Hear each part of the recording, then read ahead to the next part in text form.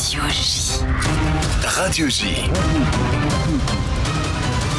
Géopolitique, le MAG. Steve Nadjar. Radio J. Bonjour Pierre Vermeuren. Bonjour Steve Nadjar. Et merci d'avoir accepté notre invitation. Vous êtes historien, spécialiste du Maghreb et professeur des universités à Paris 1 Panthéon-Sorbonne. Je suis ravi de vous recevoir à l'occasion de la publication aux éditions Talendier dans la collection Texto d'un livre intitulé « Le Maroc en 100 questions, un royaume de paradoxes ». Vous y brossez un portrait historique et géographique, politique et diplomatique, socio-économique et culturel d'un royaume qui, écrivez-vous, se voit et se rêve en pays d'exception. Pierre Vermeuren, sur quoi repose cet exceptionnalisme marocain? Est-ce qu'il est en partie fantasmé? Comme toujours, avec les mythes nationaux. Mais le Maroc se voit en pays d'exception aux différentes époques de son histoire. D'abord parce que c'est une très vieille monarchie, une très vieille nation musulmane depuis le Moyen-Âge. Le seul pays arabo-berbère, en tout cas, qui a échappé à la tutelle ottomane. Ensuite, un pays qui a été colonisé d'abord brièvement, pendant 44 ans, et par un colonisateur qui était loin d'être le pire, qui avait même beaucoup d'estime pour le Maroc, les Marocains, sa monarchie, etc. C'est Lyautey. Et Lyautey a fait entrer, certes, parfois violemment, mais aussi avec subtilité, le Maroc dans la modernité, la mondialisation, le XXe siècle. Et de ça, je pense que le Maroc s'honore. Et puis, bien sûr, pour la période la plus contemporaine, le Maroc est aussi très heureux d'avoir échappé aux soubresauts du monde arabe, aux soubresauts des pays d'Afrique du Nord, notamment les guerres civiles qui ont ensanglanté beaucoup de pays, à commencer par le voisin algérien, d'avoir une décolonisation relativement douce par rapport à ce qui s'est passé, même s'il y a eu bien sûr beaucoup de crises et de tensions, parfois très dures avec la France, mais ça n'a pas atteint... Voilà. Donc en termes de violence de masse du XXe siècle, le Maroc s'en est plutôt bien servi. Est-ce que le Maroc a tremblé, par exemple, pendant les révolutions arabes 2011-2012? Ah oui, bien sûr, aucun pays n'a échappé. Il y a eu le mouvement du 20 février qui a été une alerte, une alarme. Ensuite, il y a eu le deuxième coup avec le Irak du Rif en 2016-2017. Donc oui, durant les années 2010, le Maroc a été secoué. On a vu une réaction de la monarchie très rapide, notamment en 2011, qui a permis de venir à bout de la contestation sans faire beaucoup de concessions. Mais enfin, ça a créé un nouvel état d'esprit qui d'ailleurs a ressurgi, comme je le disais à l'instant, dans le Rif. Oui, bien sûr, le Maroc n'échappe pas à son temps, aux alertes, pas plus qu'il n'a échappé aux attentats. On se rappelle les attentats de Casablanca dans la décennie précédente, etc. Mais néanmoins, il s'honore d'avoir un mode d'être au monde particulier dans sa région, en Afrique, et notamment dans ses relations avec l'Union européenne. Est-ce que le Maroc de Mohamed VI peut toujours revendiquer une forme de centralité géopolitique au carrefour de l'espace occidental et du monde arabe? Je dirais que le Maroc, bien sûr, il garde une place dans le monde arabe assez prestigieuse, du fait que le roi du Maroc est le chef islamique le plus titré et le plus reconnu par l'histoire. Mais je trouve qu'il y a un certain désengagement du roi et de la monarchie marocaine par rapport à, disons, aux années 80-90, au Moyen-Orient. Le roi a recentré ses centres d'intérêt davantage d'une part vers l'Europe et d'autre part vers l'Afrique. Et donc, faut dire que depuis 20 ans, le Moyen-Orient vit dans des tensions extrêmes. On a eu la guerre d'Irak, ensuite on a eu la guerre de Syrie, on a eu les printemps arabes, on a eu les révolutions diverses. Donc c'est une manière de se protéger de potentiels effets de souffle de ces tensions? Peut-être. C'est une hypothèse. Je pense que le roi n'est pas très à l'aise non plus dans les grandes messes internationales. Et c'est vrai que le monde arabe se caractérise par les grandes réunions de la Ligue arabe. Il n'y a jamais été très à l'aise. Et voilà, donc c'est peut-être le mode de sociabilité à la direction de ces États. Au demeurant, ces organisations n'ont pas un très grand rôle. Il a des relations personnelles avec certains souverains, comme le souverain des Émirats arabes unis. Tout à l'heure.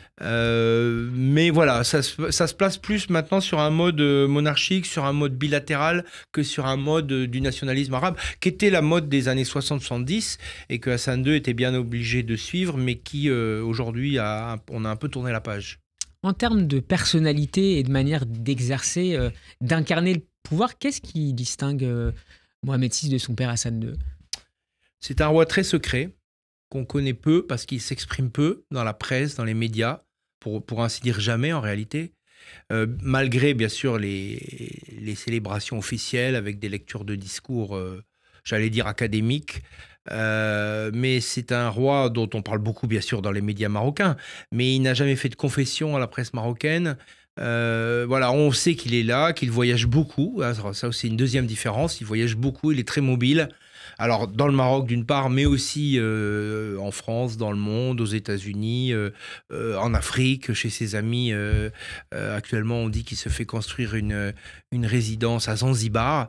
Je pense que son père, ça ne lui serait jamais venu à l'idée. Donc, ça, c'est une originalité. Et puis, disons, il faut se rappeler des conditions dans lesquelles il est accédé au pouvoir. C'était un jeune homme dont on disait qu'il avait peu d'expérience, il était assez modeste à ses débuts, il proposait une option démocratique. Et puis au fil des années, la gouvernance marzénienne est revenue.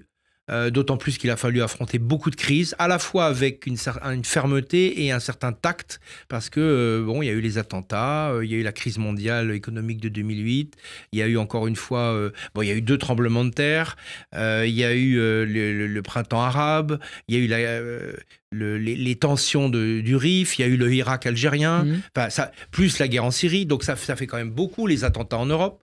Donc tout ça a secoué. En fait, on a une gouvernance de crise, mais c'est une gouvernance relativement modeste. Il n'y a pas de mise en avant. Le roi a plutôt a priori une personnalité modeste, il ne s'affiche pas dans les médias comme son père était très autoritaire, affichait beaucoup son impérium, c'est beaucoup moins le cas de son fils, donc c'est un peu ça. Mais sur le fond, les fondamentaux de la gouvernance du Marzen, c'est-à-dire de l'appareil d'État, du gouvernement, des conseils du roi, il n'y a pas de différence fondamentale, si ce n'est bien sûr qu'il y a eu une rupture avec les grandes violences qu'on a connues dans les années 70-80 par exemple. Pierre Vermeuren, vous analysez notamment dans le livre La politique extérieure et la relation au monde du Maroc et réciproquement. Qu'est-ce qui a procédé à la décision du roi de rétablir les relations du Maroc avec Israël à l'hiver 2020? Est-ce que c'est seulement le produit de la reconnaissance par les États-Unis, de la reconnaissance donc du Sahara marocain, ou est-ce qu'on est clairement dans une forme de logique transactionnelle façon Trump? Alors, ces fameux accords d'Abraham, ainsi qu'on les appelle, d'abord, il faut rappeler que le Maroc a toujours eu, même de manière officieuse, des relations avec Israël, depuis le début, depuis qu'il est indépendant. C'est pas quelque chose de nouveau. Bon, par rapport à beaucoup de pays arabes, c'est assez original. Deuxièmement, il y a eu des contacts au plus haut niveau de l'État, avec des ministres, des premiers ministres, le roi, des conseillers, etc. Bon, à la fin du XXe siècle, il y a une première tentative de rapprochement, avec la nomination d'un conseiller, enfin un échange de hauts diplomates, disons, et la création d'une mission israélienne au Maroc. Et puis à la suite des accords d'Oslo? Oui, c'est ça. Et puis ensuite, les événements du Proche-Orient ont fait que, au début de son règne, le roi a dû supprimer ce poste de chargé d'intérêt israélien au Maroc. Mais je pense que ça avait été dicté par les événements, par les tensions, notamment avec le Liban, le Hezbollah, et je pense qu'il avait gardé ça en tête. Et le contexte est apparu favorablement donc, à la fin du règne de Trump. Bon, je pense qu'il y a peut-être eu des pressions américaines. Il y a eu aussi l'influence de ses amis, notamment émiratis, qui ont certainement poussé le Maroc, les relations avec Israël. Et puis, il y a eu le Maroc, vous savez, il est constamment en recherche de partenaires. Il a besoin de partenaires. C'est un pays très ouvert, à la fois parce que c'est peut-être sa vocation, mais surtout parce qu'il en a besoin. Donc la promesse d'avoir et puis en haut de la pile de sa diplomatie, évidemment, il y a le Sahara. Donc Il y a une convergence, il y a un moment où la relation est possible, ça c'était avant bien sûr le 7 octobre, la relation est possible et il est possible de l'afficher aux côtés des autres monarchies arabes du Moyen-Orient, puisque même les Saoudiens étaient en train de négocier un accord. Deuxièmement, Trump ouvre une fenêtre d'opportunité puisqu'il est en fin de mandat et que voilà. Et le Maroc se dit, comme on sait qu'il se bat vraiment absolument pour que les pays reconnaissent ce qu'il appelle les provinces du Sud soient pleinement reconnues officiellement, internationalement comme marocaines, et bien il se dit que là, il y a une opportunité. Et il est prêt, et en plus, cerise sur le gâteau en politique intérieure, il fait endosser cet accord aux islamistes du PJD qui dirigeaient le gouvernement, ce qui d'ailleurs les a totalement décrédibilisés parmi leurs militants, puisqu'on l'a vu que le résultat aux élections, ils se sont effondrés dans les élections qui ont suivi. Est-ce que la diaspora marocaine en Israël joue un rôle, une forme de... non pas de lobbying, mais en tout cas, pousse en faveur d'un rapprochement diplomatique avec le Maroc? Quand on voit les conséquences entre la signature en 2000, c'est ça, et le 7 octobre 2023... Entre 2020 et 2023. Voilà, entre 2020 et 2023, il y a eu clairement un afflux important d'Israéliens, enfin d'origine marocaine, j'imagine, pour la plupart, mais pas forcément, qui sont venus faire du tourisme, qui sont venus faire des affaires, qui sont venus visiter le pays, qui ont investi, qui ont commencé à reconstruire par exemple le Mellah de Fès. C'est quand même pas neutre, hein, c'est quand même des investissements immobiliers dans un pays qui est très attaché à son patrimoine. Donc là, il y a eu des hôtels qui se sont remplis et bien au-delà. Donc oui, quand on voit ça, on se dit que oui, c'est pas quelque chose d'artificiel. Bon, il y a les pèlerinages, mais c'est une volonté aussi. Israël avait la volonté de s'ouvrir sur un des rares pays qui a toujours eu des relations correctes avec lui et qui, en même temps, dont on sait que la première communauté arabe, entre guillemets, ou arabo-berbère d'Israël, ce sont les Marocains. Hein, c'est quand même un groupe, je crois, de 800 000 personnes, ce qui est quand même très conséquent à l'intérieur même d'Israël. Près de 10% de la population. Voilà, et c'est une grosse diaspora. Enfin, pour le Maroc, il a toujours... Je rappelle qu'Hassan II disait « mes juifs », concernant les Marocains, les Israéliens d'origine marocaine. Donc, toujours ce sentiment, non pas d'appartenance, mais en tout cas de lien, en tout cas personnel avec la monarchie marocaine, dont le Maroc s'honore, et en tout cas la monarchie. Et voilà, on en a eu une illustration, mais je crois qu'effectivement, vous avez raison, c'est poussé aussi par une partie de la population israélienne, donc les Marocains d'Israël. Comment cette normalisation a été accueillie par les Marocains avant le 7 octobre ? Alors, il y a eu des études d'opinion, ce qui est très rare, hein, au Maroc, il y a très peu d'études d'opinion. Mais là, on sait que, alors j'ai pas le chiffre exact en tête, mais je crois me rappeler et savoir que à peu près 37% des Marocains ont validé l'accord. Ce qui n'est pas du tout nul. Alors, il y a une partie, je dirais, une composante nationaliste, puisqu'ils ont gagné la reconnaissance du Sahara. Et puis, il y a une composante aussi...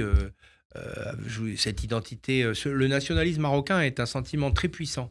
Les Marocains sont très fiers d'eux, de leur pays, de leur nation, et donc le fait d'avoir cette population juive en Israël d'origine marocaine qui pèse lourd, ça fait partie d'une forme d'identité du Maroc. Donc 37%, c'est beaucoup. Bien sûr, un tiers était contre. Et puis un tiers, ce qui est énorme, ne se sont pas vraiment prononcés, donc ne sont pas radicalement contre non plus.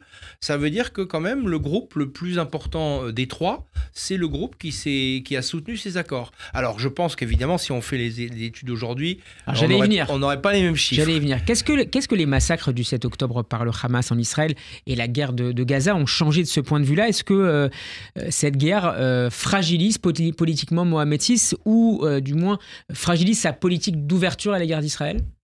Ça, c'est certain. À court terme, à moyen terme, c'est certain. Je note d'ailleurs que contrairement à ce qui s'était passé en 2002 ou 2003, si ma mémoire est bonne, il n'y a pas eu on n'a pas dénoncé l'accord. Il reste en vigueur. Bon. Mais enfin, évidemment que le Maroc, comme les autres pays du Maghreb, alors bien sûr l'Algérie et la Tunisie sont très très en pointe dans le soutien aux Palestiniens et dans l'hostilité à Israël. C'est pas les mêmes sentiments qu'il y a de la part du Maroc, mais dans l'opinion publique, la solidarité avec les Palestiniens, une solidarité qui se matérialise pas forcément par des aides, etc. Parce que il se trouve que c'est le palais plutôt qui envoie des aides. Mais en tout cas, il n'y a pas de diaspora palestinienne au Maroc, par exemple. de cœur, il y a un attachement très puissant à la cause palestinienne et à la situation, au sort des Palestiniens. Voilà, donc ça, c'est très partagé. Le Maroc n'échappe pas à cette composante, je dirais, translatérale dans tout le monde arabe et dans toute l'Afrique du Nord. Maintenant, le palais, bien sûr, est obligé ne peut pas avoir la même... Donc, je pense que la circulation, par exemple, des Israéliens au Maroc est plus compliquée, clairement. Eux-mêmes, je pense qu'ils ont compris qu'il fallait faire pavillon bas dans les circonstances présentes. On ne communique pas trop. Il y a des manifestations d'hostilité qui ont eu lieu. Alors j'allais y venir, vous en parlez un petit peu dans le livre, dès le 15 octobre, donc on est 8 jours après ces massacres à Rabat. D'autres ont eu lieu notamment en janvier, en février, avec dans ce dernier cas plus de 10 000 personnes dans la rue, appelant souvent à la rupture des relations diplomatiques entre le Maroc et Israël. Ces rassemblements sont le fait de quelles forces politiques? Est-ce que elles sont poussées principalement par les forces islamistes ou ça va bien au-delà? Les forces islamistes ne sont plus si grosses qu'elles ont été, hein, d'ailleurs dans toute la région, il n'y a pas qu'au Maroc. Donc oui, il y a bien sûr je vous rappelle que le PJD a dû endosser cet accord. Je disais tout à l'heure. Voilà. Donc il ne fait pas forcément pavillon haut sur cette affaire.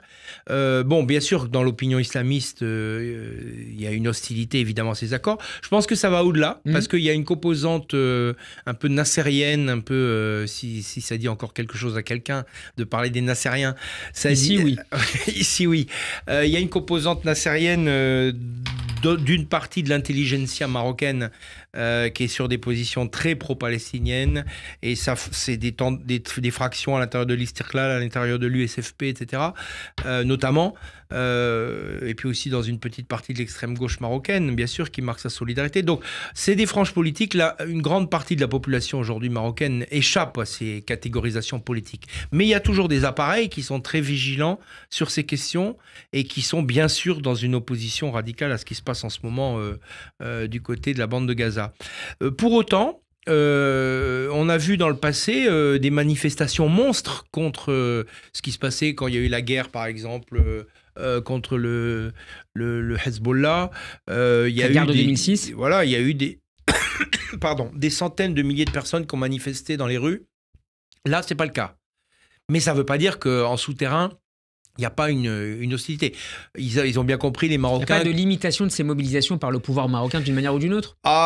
Je pense, c'est ce que j'étais en train de dire. Et ils sont conscients certainement qu'il y a une prise de risque. Parce que quand même, aujourd'hui, les manifestations au Maroc, bon, il y en a eu beaucoup depuis 2011, 2007, etc.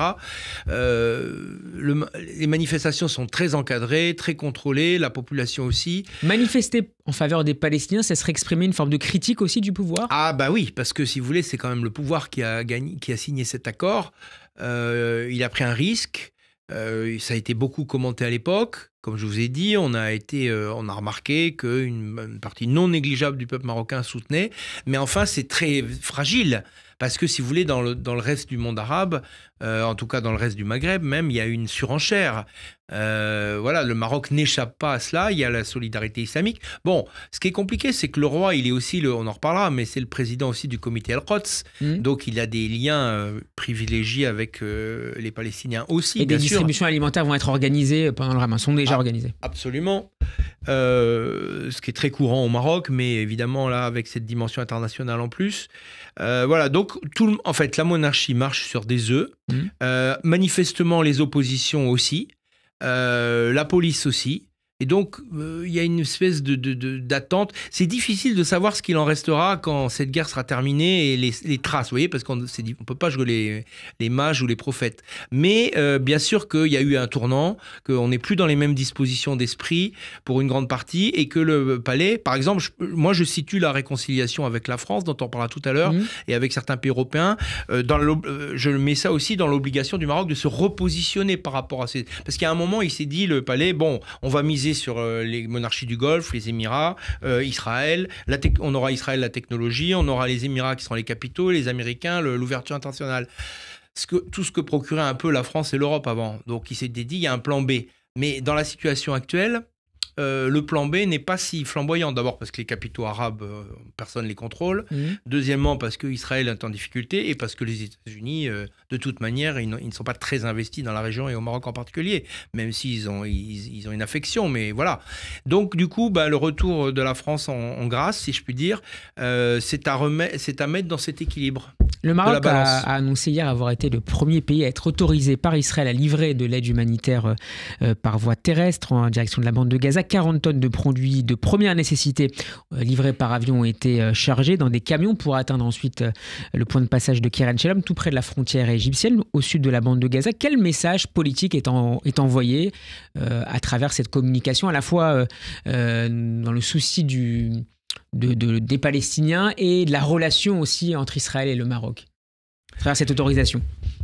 Effectivement, là, on est au cœur de cette politique très complexe. Je disais marcher sur les œufs. C'est du en même temps marocain ? Oui, c'est du en même temps parce que c'est ce que veulent les Marocains fondamentalement. Enfin, en tout cas, c'est ce que veut le palais, l'appareil d'État. Une grande partie des élites marocaines veulent justement, quand vous avez commencé en parlant de l'exception marocaine. Voilà, on y est. C'est cette idée que le Maroc a suffisamment de profondeur historique, de force et une gestion particulière des affaires politiques pour être capable de surmonter le clivage entre le monde arabe et Israël et donc d'avoir cette politique même dans une situation de guerre. Donc d'un côté, oui, il y a des liens avec Israël qui se perpétuent. La preuve, puisqu'il y a un accord avec Israël, alors qu'on aurait pu imaginer que, l'Égypte, je crois, a déjà convoyé beaucoup de marchandises matérielles. Mais là, c'est un pays qui est très très loin. Donc il y a l'accord avec Israël d'un côté. L'Union européenne via Chypre ces derniers jours. Voilà. Et puis l'accord avec les Palestiniens, évidemment, parce que je rappelle que dans tous les médias du Moyen-Orient, on dit que les Palestiniens sont en train de mourir de faim. Et donc symboliquement, c'est une réponse aussi à ce discours. Et à ces représentations très présentes, très puissantes. C'est ce que énormément de gens sont convaincus de ça en ce moment. C'est d'ailleurs un objet Enfin, il faudrait tracer ces questions. Bien sûr, la situation est très difficile, ça ne fait aucun doute. Mais donc, c'est une réponse en disant 40 tonnes, c'est peut-être pas beaucoup pour 2 millions de personnes. Néanmoins, ça n'est pas négligeable. D'autant plus qu'il y a évidemment beaucoup d'autres aides. Mais oui, c'est une manière de dire qu'on reste présent. Bien sûr, solidarité avec les Palestiniens, mais contact néanmoins maintenu avec Israël. C'est une manière de réaffirmer 5 mois après les événements d'octobre, finalement, que cette politique se poursuit. Alors que la guerre se poursuit toujours en parallèle des négociations en vue de la libération d'otages retenus par le Hamas, d'aucuns réfléchissent déjà, notamment au sein de l'administration Biden, au contour d'une relance politique de cette question-là. Est-ce qu'on pourrait envisager que Mohamed VI puisse y jouer un rôle important, à l'instar de ce qu'avait fait son père pendant les accords d'Oslo ? Écoutez, on verra. Ce qui est certain, c'est que, comme je disais, il y a eu un certain désengagement au Moyen-Orient de la monarchie marocaine depuis 20 ans. Les relations sont bonnes de manière bilatérale avec l'Arabie Saoudite, je pense, elles sont correctes, avec le Qatar, paradoxalement, avec les Émirats aussi, avec les princes, avec le roi de Jordanie, je pense aussi. Et donc puis avec Israël. Peut se targuer de parler à tout le monde, finalement. Oui, le Maroc parle à tout le monde. Je crois que c'est vraiment, il n'y a que l'Iran avec lequel c'est très difficile. Mais dans les pays de la région, oui, il parle à tout le monde. Donc ça, c'est un atout. Maintenant, quelle sera la forme de cette négociation? Qui la pilotera? Où aura-t-elle lieu? Est-ce qu'on attendra le roi du Maroc est moins identifié, je pense, au Moyen-Orient que ne l'était son père. Encore une fois, parce qu'il a choisi d'autres priorités. Est-ce qu'il aura envie de s'investir sur un dossier qui est à la fois prestigieux et très dangereux? Il a le titre en tant que calife, commandant des croyants marocains. Il est aussi président du comité El-Quds. Ça devient maintenant un chef d'État du monde arabe assez ancien, parce que ça fait quand même presque 25 ans qu'il règne.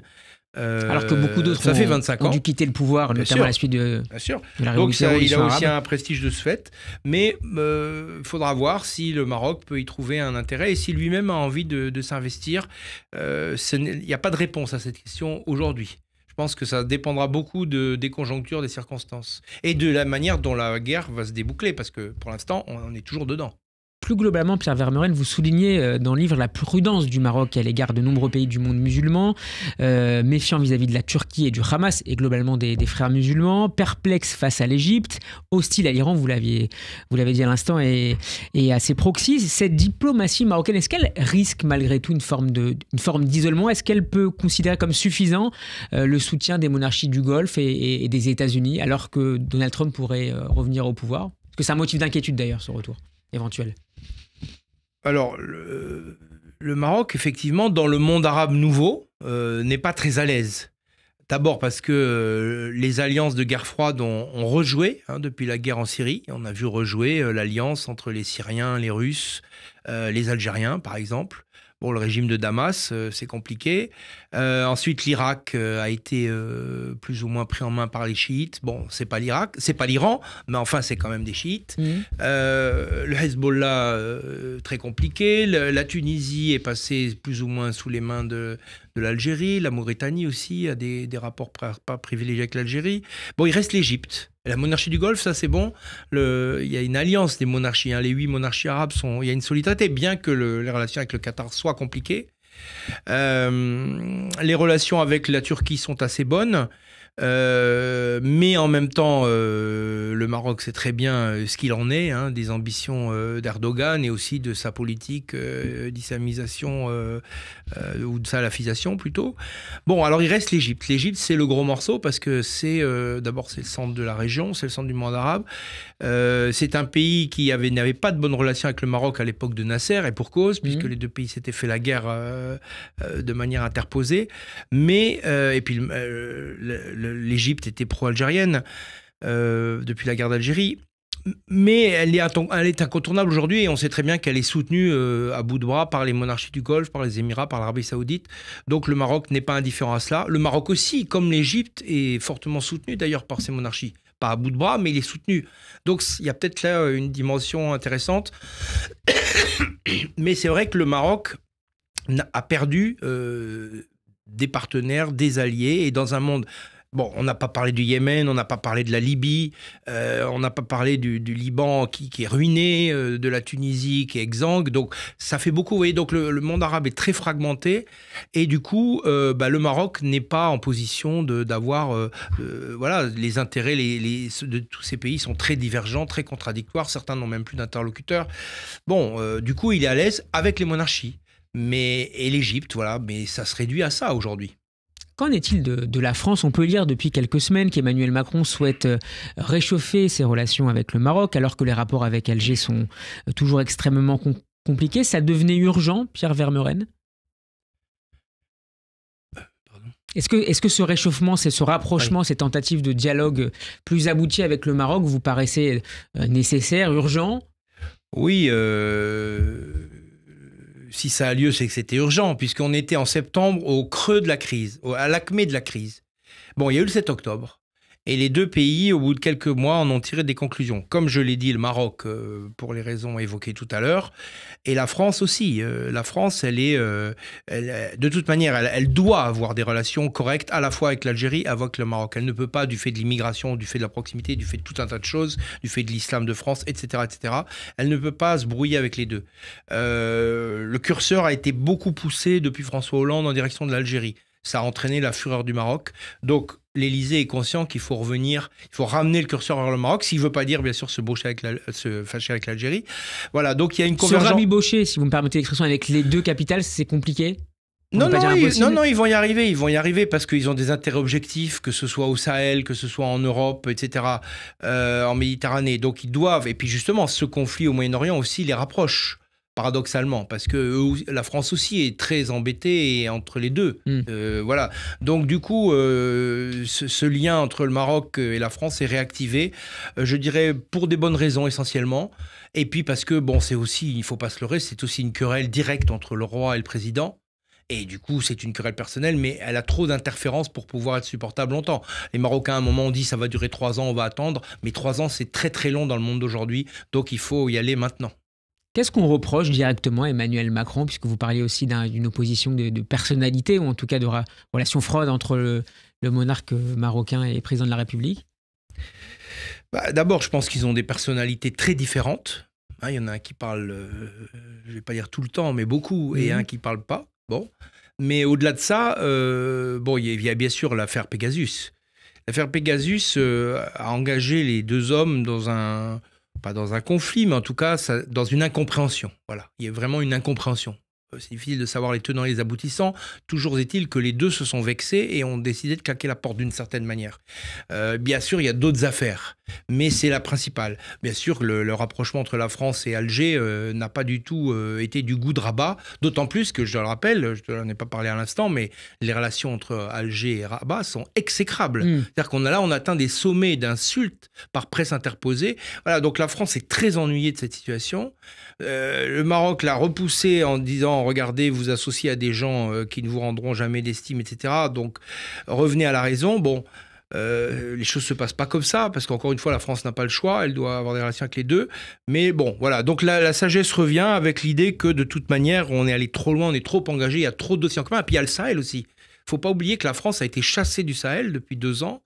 Par les Russes, elle soupçonnait les Algériens d'être alliés, mais on voit qu'aujourd'hui, même pour les Algériens, c'est compliqué. Le Maroc se réinvestit dans la région. Il a d'ailleurs toujours été investi, mais là, il y a un réinvestissement. La place des Français est à prendre et beaucoup de pays se jettent là-dessus. Il paraît que même les Iraniens y mettent leur nez. Donc voilà, et pour ces raisons-là aussi, la France et le Maroc, qui connaissent bien ces pays, ont besoin aussi de travailler ensemble. Je voudrais qu'on termine cet entretien avec l'un des éléments les plus saillants du soft power marocain, sa gastronomie. L'opulence des grands repas servis aux invités contraste avec la frugalité du peuple marocain, écrivez-vous Pierre Vermeuren, notant toutefois que l'alimentation se standardise malgré tout à minima dans les grandes villes. Et c'est-à-dire que la gastronomie Made in Maroc est un peu menacée aujourd'hui ? Bah, écoutez, dans ce livre, Le Maroc en 100 questions, on fait un tour d'horizon complet. Donc, bien sûr, la gastronomie est au programme, si j'ose dire.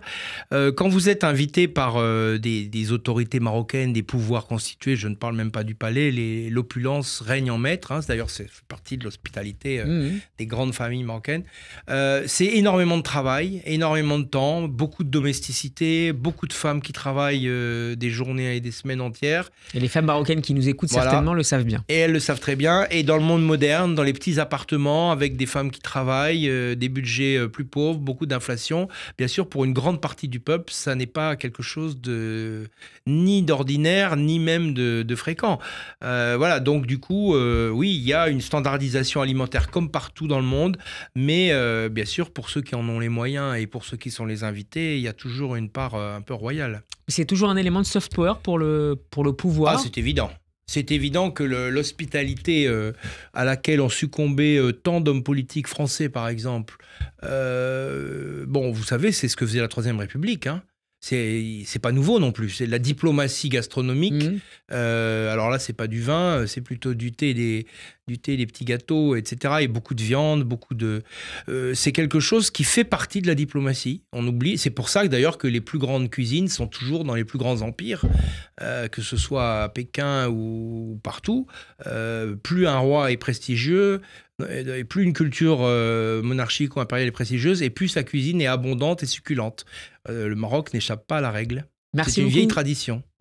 Qui a de l'avenir. Merci beaucoup Pierre Vermeuren d'avoir été avec nous pour nous présenter ce livre passionnant publié aux éditions Talendier dans la collection Texto, Le Maroc en 100 questions, un royaume de paradoxes. À très bientôt sur Radio J. Merci beaucoup Steve Nedjar.